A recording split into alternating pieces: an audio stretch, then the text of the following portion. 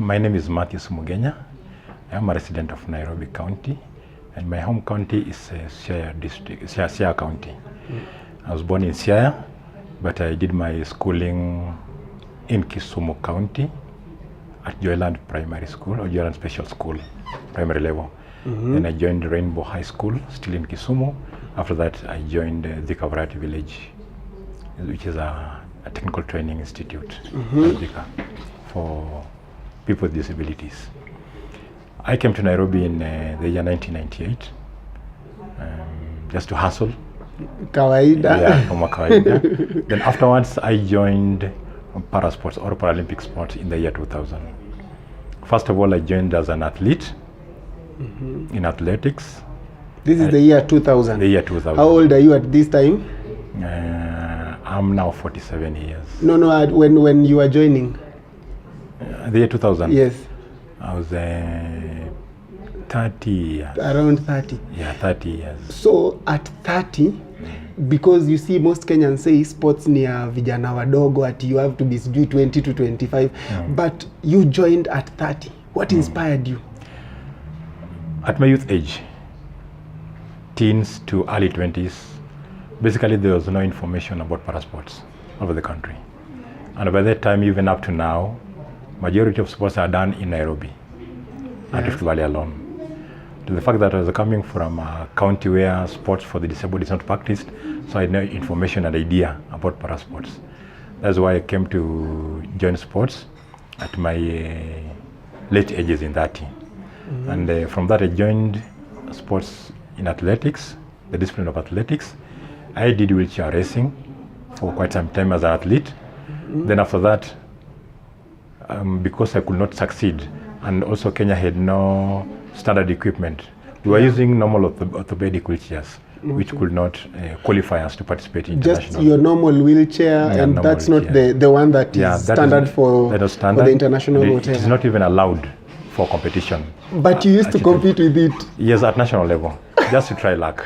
Okay. And even by that time, I'm very sad that even the then officials of the Paralympic movement could not direct us on what to do as an athlete and the requirements of it in terms of equipment. Yeah. So after that, I moved out from, on realizing that I was not being successful in athletics, I joined now wheelchair basketball as a player. And that was now in 2003. Okay. And that is now when I came to limelight. I was one of the key players in my class, because in disability sports, normally athletes and players are categorized based on the level and degree of their disability. So I'm one of the few players in my class. Then that is now class 2, call it class 2. Okay. Now, after that, I played as a player from 2003 for a year to 2004.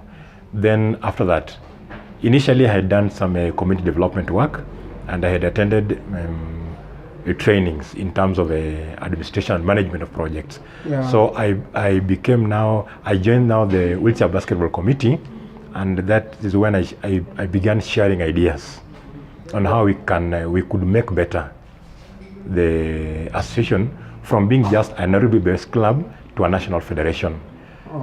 As part of the team that now worked hard and contributed efforts in making the wheelchair basketball become a federation from being just a club, a Nairobi-based club. Okay. Then in 2004, I joined the leadership. I was elected the Secretary General of Wheelchair Basketball Federation, a position which I held for 2 terms. Ah, nice. Yeah, that is now 2 terms, which is a 4-year period. That was now from 2004 until 2009. During that time, we worked with we made effort. We concerted our efforts, and were able to solicit sponsorship from development partners. And I can remember that time we worked with the USAID Kenya, an NGO that came on board to promote wheelchair basketball.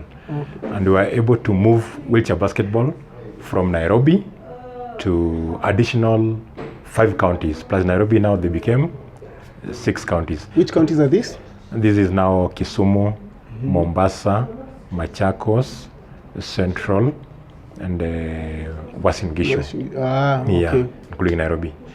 Then That's technically almost all provinces, if you talk of provinces, right? Yeah, in terms of provinces, now there were 7 provinces. Yes. We were not able to go to only one province, which was Northeastern only. Okay.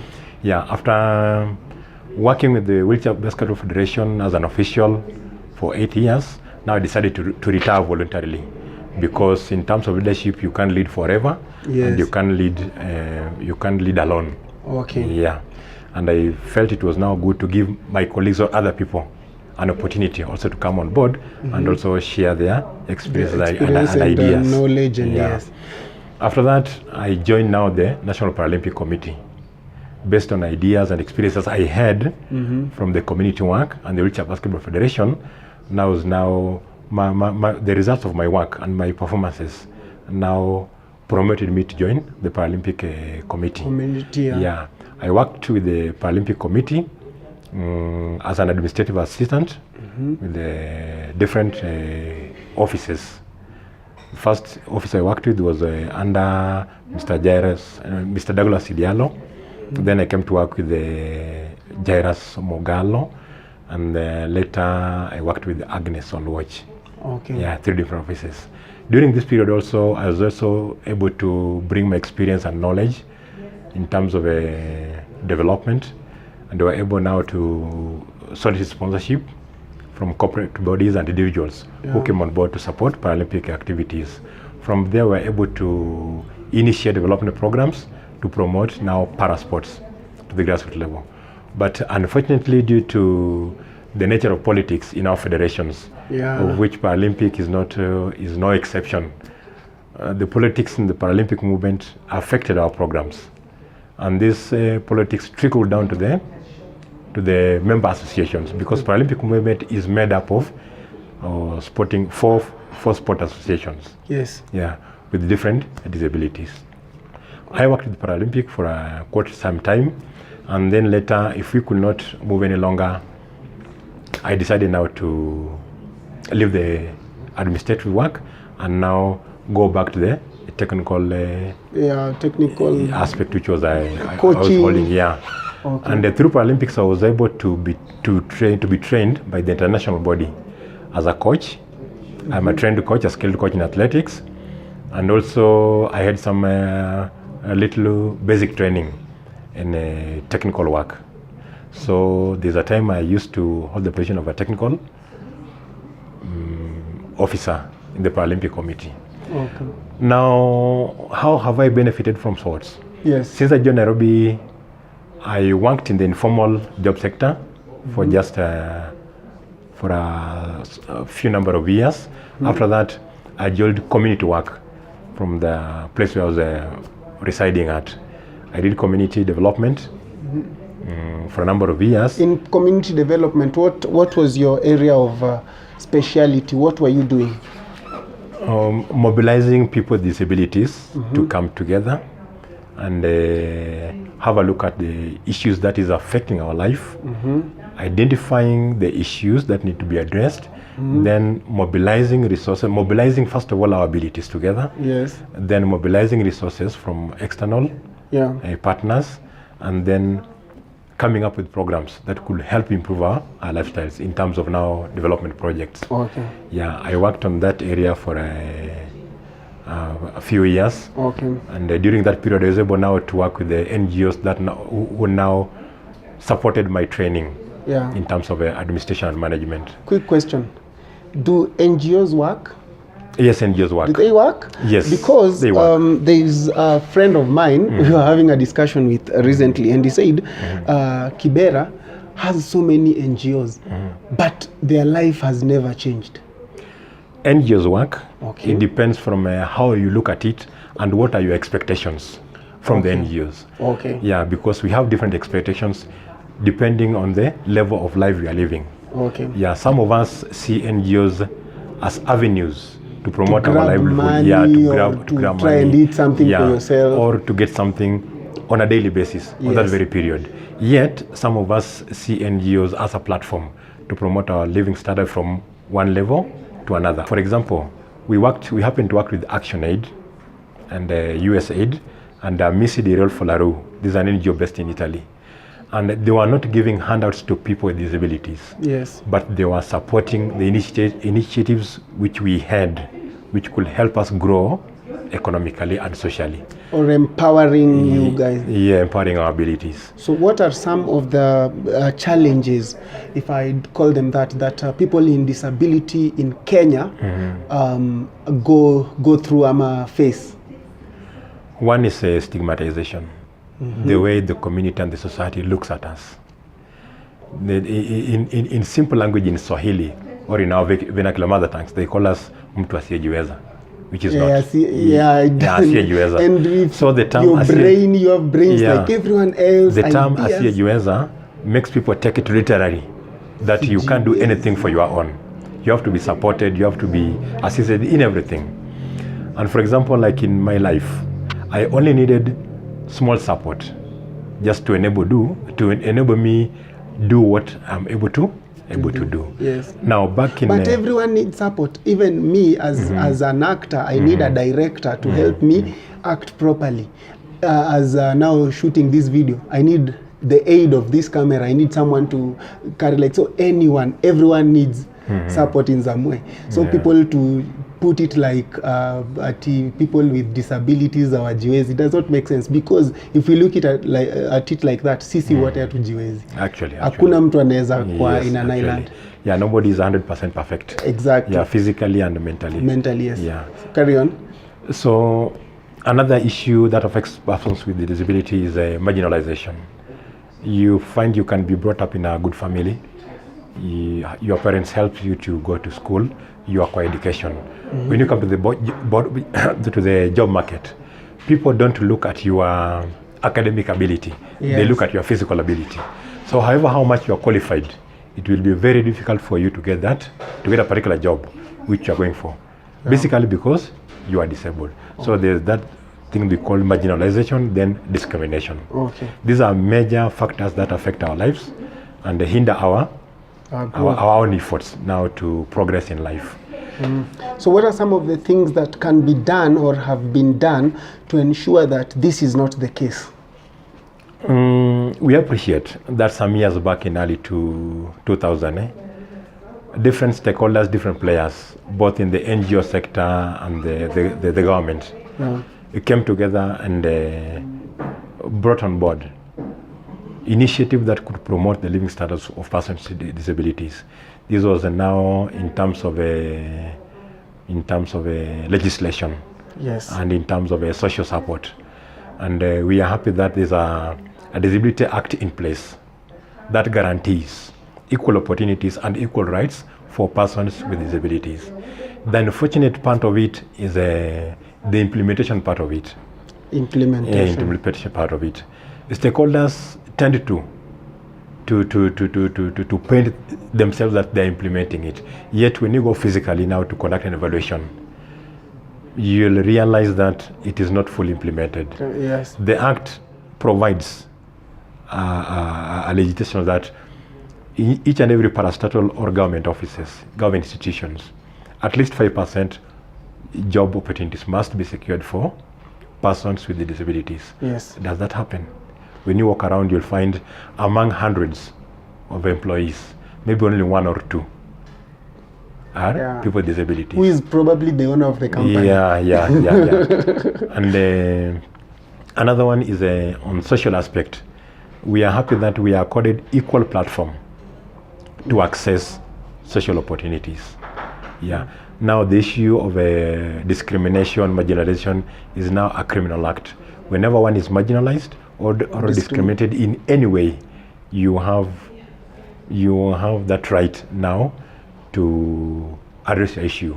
There are legal avenues which I didn't know it's a criminal act. Thank you for this. I'm sure now there's someone else who didn't know. There are legal platforms which you can use to address the issue and see that it is never repeated again. So as a person with disability, I can say that if we take disability positively and if we are sensitized adequately, our lives can change through our own efforts.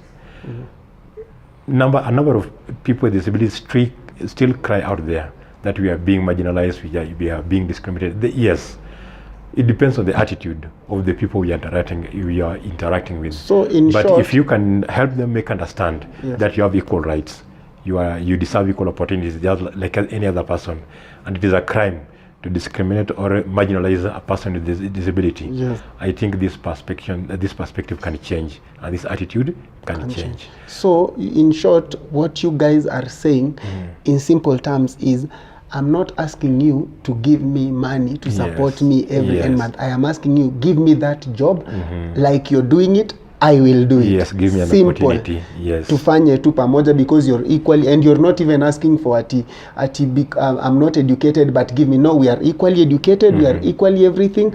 My only issue is the physical aspect. Yes, otherwise everything else tuko sawa, nipatie tu opportunity. Yeah, very true. I think that's a good thing. Sports in Kenya, where is it going? Before that, I was talking about the benefits of sports. Yes, yes. At individual level. Yes. I can say that sports is an industry. If you use sports positively, sports changes life. For example, if I can compare the number of years since I started depending on myself, the number of years sports has supported me is more bigger than the number of years I used in other things. Other things. Sports has enabled me to take care of my family. I have a family. I'm able to pay my rent. I'm able to take my kids to school. I'm able to clothe my family, provide health care for my family. I'm able to do almost everything through proceeds from sports. That is why I love sports. I love it out of passion. And I've really benefited. It has really supported me, just like any other employment opportunity. That is why, even after retiring from active sports, from being an athlete, then joining the technical aspect of being trained as a coach, I've worked with athletes as coach. I'm still passionate, and I would like to continue supporting junior athletes or young athletes who are coming up, so that they too can benefit from sports just the way I am. Okay. Yeah, most of us are educated. We are trained in different professions, yes, but we are not able to be absorbed in the job opportunities that are available. So I'd urge my colleagues out there, I recognize the fact, or it is a reality, that every person is talented differently. Yes. And if we can just evaluate ourselves from inside, you'll find that apart from now your academic status, your academic abilities, if you're not able to get an opportunity at the job market, still you can use sports. You can identify a talent, a sporting talent in you that you can use now to promote yourself. Yes. From grassroots level to national level. Then you, out of your efforts, you can be exposed now to international level. And I promise you, once you reach the national level, your life will never be the same again. Because even the ministry, the government has done a lot in terms of improving the benefits that is now received from sport in terms of now appreciation. Okay. Which now comes as allowances or some small tokens. When you represent the country, yes, in the international competitions, you get appreciated in terms of allowances.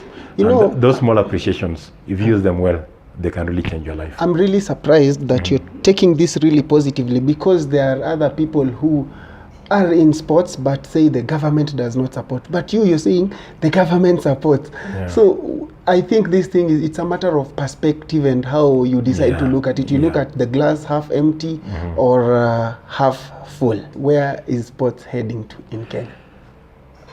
I think it's important that different stakeholders who participate in sports in their own small ways, there's need for us to come together and promote sports, because sports is a way of life. Yeah. Sports generates income. It generates revenue for the government. It generates income for individual athletes. Yes. And it's unfortunate that most of our sports bodies and organizations have been run down by poor management, maybe because of at times because of greed, fraud, and maybe lack of capacity. Some of these things happen because of lack of capacity. What do you mean by lack of capacity? Lack of capacity, I mean this one. Sports has an administrative wing in terms of where people are elected to become leaders. Yes. And leadership is a responsibility. Leadership requires that you have certain skills to enable you perform your responsibilities. Yes. Whether you're a chairperson, a secretary, or even a treasurer, you need to have at least little knowledge or know-how on how to run your office. But it's unfortunate that you find people will vie for this position disregardless of their ability to perform. People will use their own mechanisms. They'll buy people away. They'll convince people in a negative way to get into office. Once they get there, instead of doing things positively to promote sports, they use the same offices to benefit themselves. They use the same offices and their positions to squander what is there to promote sports. A lot of organizations have been run down. Corporate sponsors have come on board. The ministry at times even offer grants to sports associations to promote sports at the grassroots. Is there anything to show for it? To show for it? Nothing.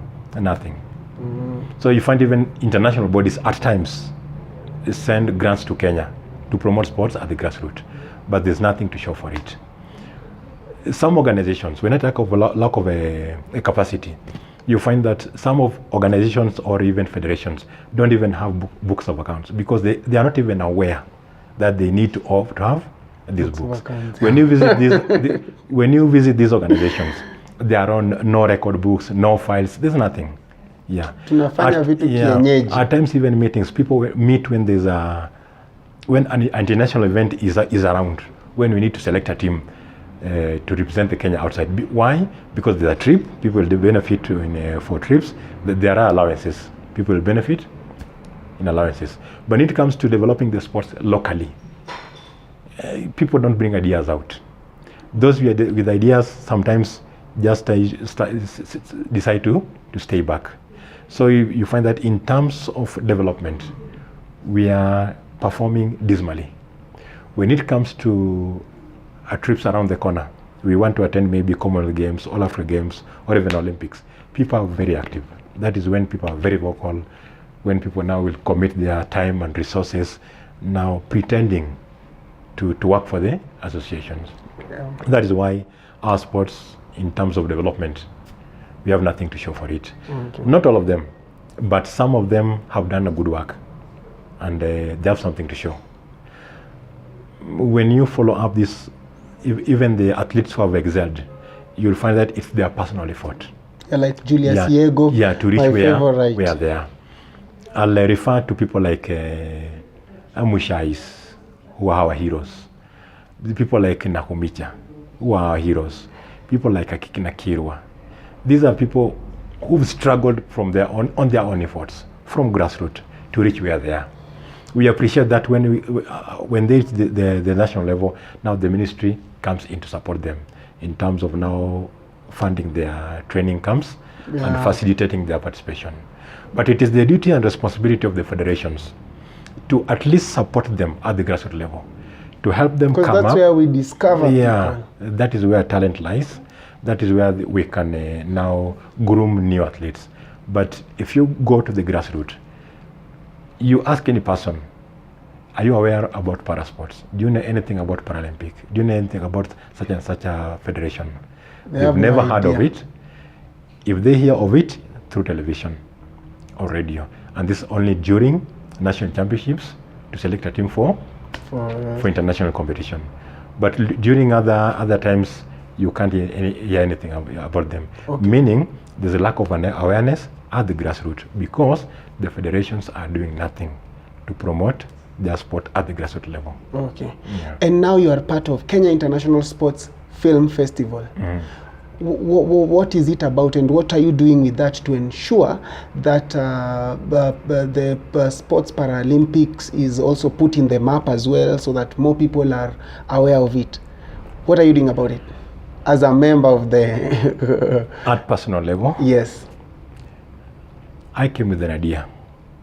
Yes, we have identified and we appreciate that we have challenges. Yes. Which are very open, which need to be addressed. Now, everybody is crying foul, oh, this and this, this and this. But what are we doing at our personal level? So at a personal level, I came with an idea of founding an NGO. It's a non-governmental organization. It's not a sport federation, it's not a sport association. Yes. But it is an organization that has brought together retired Paralympians so that we can work among ourselves and give back to the Paralympic movement. How? We bring our experiences and our abilities together. So through that organization, that is called Pastado Kenya. Pastado? Yeah, Pastado Kenya. Okay. It is an abbreviation. It stands for Parasports Talent Development Organization. Okay. Yeah, it is an organization that seeks to create awareness. I've talked about lack of awareness at the grassroots. Yes. We seek to create awareness at the grassroots. Okay. Where have you done it? Have you started yet? It's a young organization. Ongoing? Yeah, it's a young organization. It was started last year. Okay. And we are still developing our programs and soliciting for sponsorship so that we are able to get strength now to go to the grassroots. Yeah. Okay. And we've partnered with the Safinas Foundation. Yes. And that is now how we've come now to find ourselves at the Kenya International Sports Film Festival. Yes. And we intend to use this platform now to sensitize Kenyans and international stakeholders. Yes. That sports is an industry that needs to be promoted just like any other industry. Oh. Sport changes life, and in Kenya we need to put our efforts together, to join forces and see how we can do to improve the standard of sports, how we can do to improve the management of our sports, how we can do to promote, what you can do to promote development of sports, how we can bring partners on board, and how we can improve the management of whatever little resources we get to promote sports.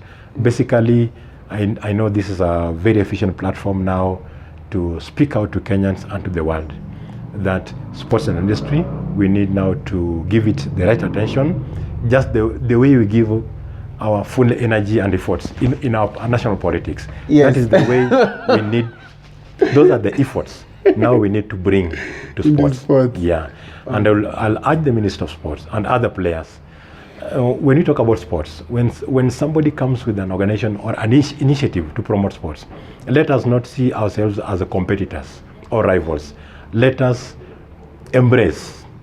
Let's collaborate. Other people's initiatives and see what can we gain from our colleagues. How can we work together? Because nobody knows it all. Nobody has all the abilities to do one thing successfully. We need each other, and we need different ideas to come together so that we can at least work towards achieving one goal, which is our aim is to improve sport in Kenya.